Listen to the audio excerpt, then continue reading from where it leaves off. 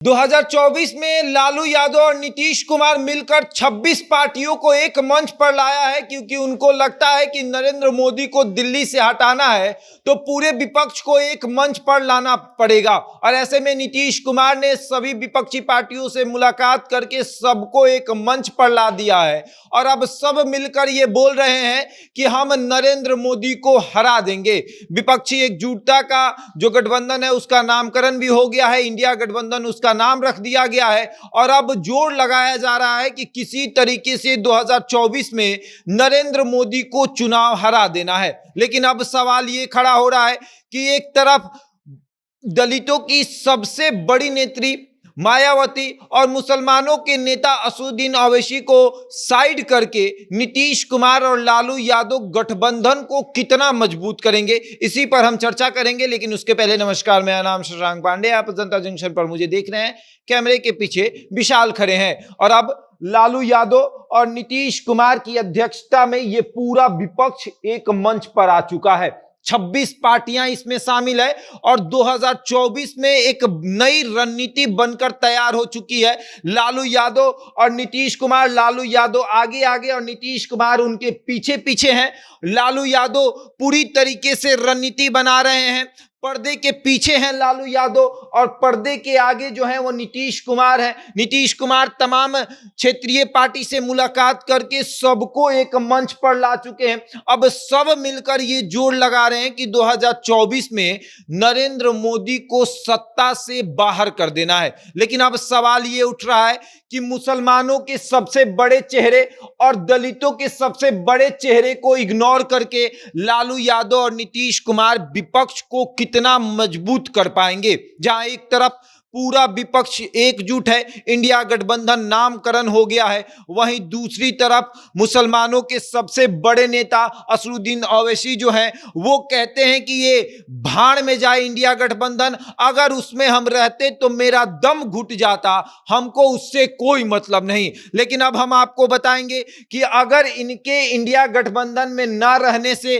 कितना इंडिया गठबंधन को नुकसान होगा। खास करके बात करेंगे यूपी की, बिहार की, झारखंड की, हैदराबाद की। यहां के जो मुसलमान हैं वो किसके वोटर हैं? अगर आप देखें तो वो इंडिया गठबंधन के ही वोटर होंगे, वो तो भाजपा को वोट करेंगे नहीं। और ऐसे भी मुसलमान तो बदनाम है ही कि मुसलमान भाजपा को वोट नहीं करते हैं। तो अगर मुसलमान भाजपा को वोट नहीं करते हैं तो वो वोट करते हैं असदुद्दीन ओवैसी को या फिर इंडिया गठबंधन में शामिल किसी ना किसी दल को। जैसे आप अगर यूपी में जाएंगे तो समाजवादी पार्टी को मुसलमान वोट करता है, अगर आप बिहार में आएंगे तो राजद को जो है मुसलमान वो वोट करता है। तो ऐसे में ये वोटर जो है वो अब नाराज हो चुके हैं क्योंकि उनके नेता को इंडिया गठबंधन में नहीं रखा गया है और अब उनका नेता कह रहा है कि ये गठबंधन भाड़ में जाए, इससे उसको कोई मतलब नहीं है। अगर वो इस गठबंधन में रहता तो उसका दम घुट जाता।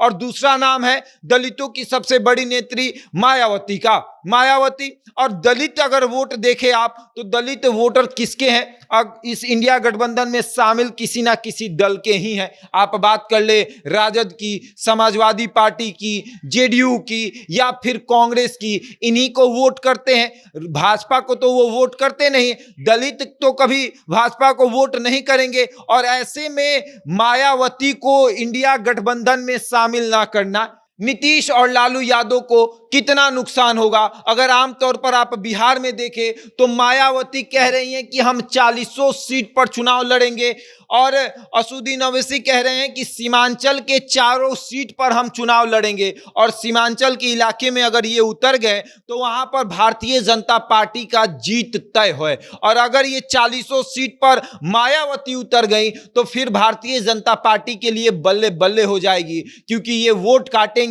इंडिया गठबंधन के उम्मीदवारों का। असदुद्दीन ओवैसी वोट काटेंगे इंडिया गठबंधन के उम्मीदवारों का। और अब ऐसे में लालू यादव और नीतीश कुमार ये प्लान बना रहे थे कि किसी तरीके से इन लोगों को भी गठबंधन का हिस्सा बनाया जाए। लेकिन इंडिया गठबंधन में शामिल कुछ दल ऐसे हैं जो नहीं चाहते हैं कि इन दोनों को गठबंधन का हिस्सा बनाया जाए।